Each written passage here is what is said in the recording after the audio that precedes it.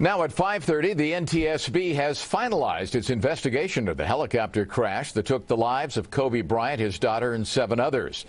The board determined earlier this month that pilot error was the most significant reason for that crash. NBC4 investigative reporter Eric Leonard joins us live right now with more on the safety board's findings. Eric?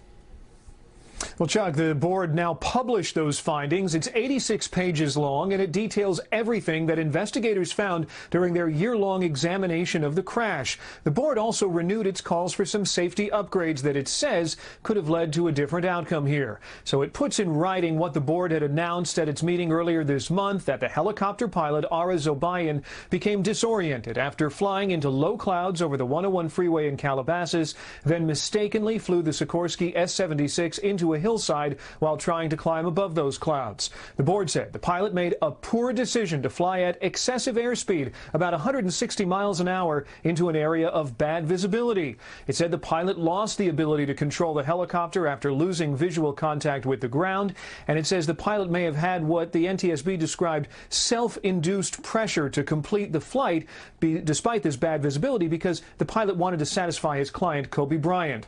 The NTSB also ruled out a bunch of other factors. It said the helicopter was mechanically sound, its engines and controls working. Air traffic controllers made one communications error, but the NTSB said that didn't contribute to the crash. And also, it said the charter company did not put undue pressure on the pilot to fly in less than ideal conditions. Now, the NTSB did say that the charter company could improve its safety culture and use some better tools to make decisions about whether or not to start a flight, even though the board said it probably would not have stopped Kobe Bryant's flight that day.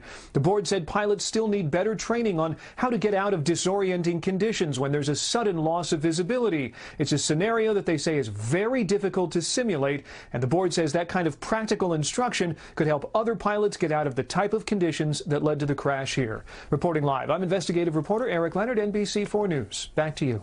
Eric, thanks.